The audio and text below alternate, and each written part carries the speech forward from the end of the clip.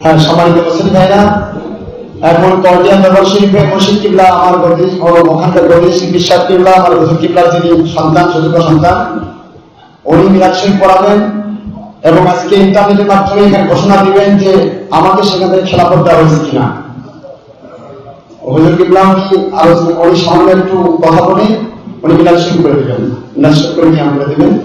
আসসালামু আলাইকুম ওয়া রাহমাতুল্লাহি ওয়া বারাকাতুহু।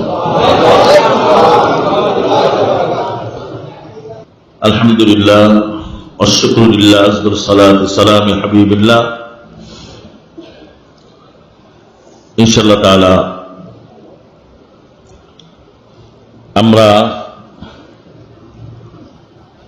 মহান রব্বুল আলামিনের ইচ্ছায়, করুণায়, দয়ায় 3:45 পর্যন্ত আল্লাহ তাআলা আমাদেরকে আল্লাহর ঘর মসজিদে এসে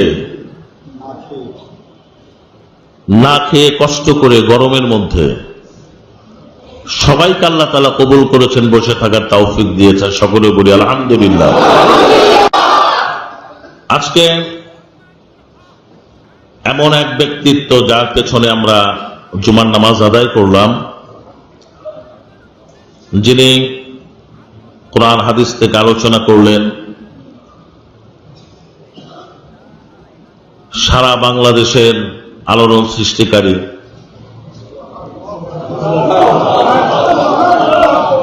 আমাদের অন্তরের কথাগুলি উনি একমাত্র বলেন।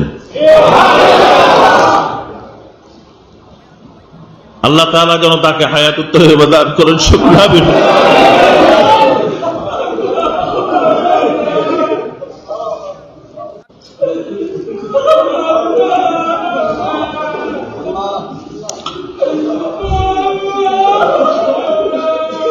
আমার বাবা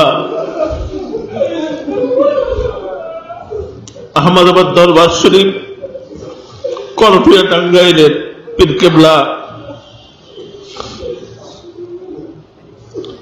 ওনাকে বলতেন যে আপনার সামনে অনেক সময় আছে, আপনি খুব হুঁশ করে চলবেন, আপনার অনেক শত্রু। আমার বাবা বলতেন যে আমার আহমদাবাদ দরবার শরীফের নক্ষত্র,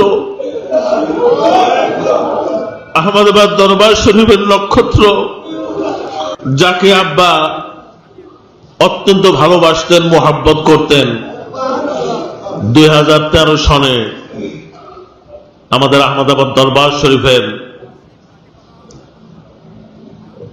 48তম বার্ষিক ইসরা সওয়াব মাহফিলের মধ্যে আমাদের সকলেরই জানের জান, আমাদের সকলেরই মহব্বতের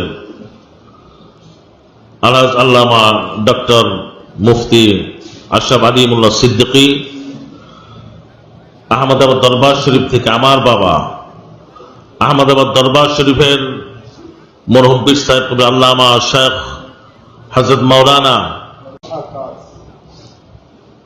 বজলুর রহমান রহমাতুল্লাহ আলাইহি, যিনি উনাকে ডক্টর আশরাফ সিদ্দিকীকে আমার উপস্থিতিতেই উনাকে খেলাফত প্রদান করা হয়েছে। শুধু তাই নয়, আমার বাবার একটা খুব পছন্দের একটা শাল ছিল। এই শালটা সৌদি আরব থেকে, মদিনা মুনাওয়ারা থেকে বিশেষ একজন ব্যক্তি আব্বাকে উপহার স্বরূপ দিয়েছিলেন। ওইটা উনি মাঝে মধ্যে বিশেষ অনুষ্ঠানে উনি এটা ব্যবহার করতেন। ওই শাল মোবারকটা আব্বার গাত থেকে খুলে ওনাকে জড়িয়ে পড়াই দিয়েছিলেন। আজকে বারবার আমার বাবার কথা মনে পড়ে। আজকে আমার বাবা যদি আসতেন, এই দরবার আসতেন, অত্যন্ত আনন্দিত হইতেন, খুশি হইতেন। কিন্তু আমার বাবা 2015 সনের 8 জুন সোমবার উনি ইন্তেকাল করেন। ইন্না লিল্লাহি ওয়া ইন্না ইলাইহি রাজিউন। আল্লাহ রাব্বুল আলামিন যেন জান্নাতুল ফেরদাউসের উচ্চ মাকাম দান করেন। সকলে বলে আমিন। আমার কিছু বলার নেই। আমি অত্যন্ত আনন্দিত হয়েছি এখানে এসে আমার খুব ভালো লাগছে। মসজিদ আসার পর থেকে বসে আছি, আমার খুব ভালো লাগতেছে, যদিও সকলের কষ্ট হচ্ছে, সবাই ক্ষুধার্ত।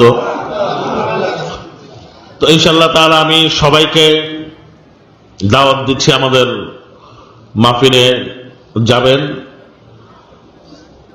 যখন সময় হবে উনি আপনাদেরকে জানিয়ে দেবেন।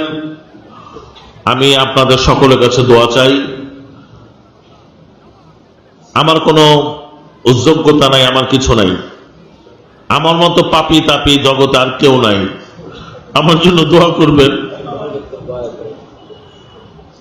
এবং আমার কাছে আমি আরেকটা বলছি, আব্বা ইন্তেকালের পর আপনাদের মুর্শিদ কেবলা আলহাজ ডক্টর মুফতি আশরাফ আলিমুল্লাহ সিদ্দিকী উনি আমার কাছে আনুগত্যের বায়াত গ্রহণ করেছেন।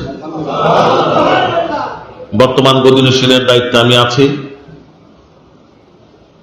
আমার কাছে উনি আনুগত্যের বায়াত গ্রহণ করেছেন। আলহামদুলিল্লাহ, আমি নিজেকে খুব সৌভাগ্যবান মনে করি। ওনার মতো একজন আল্লাহর ওলি আমাকে আল্লাহ জুটিয়ে দিয়েছেন। কিয়ামতের ময়দানে যেন ওনার রুচি আল্লাহ আমাকে জান্নাত দান করেন। সবাই দোয়া করবেন, আমি আপনাদের জন্য দোয়া করি।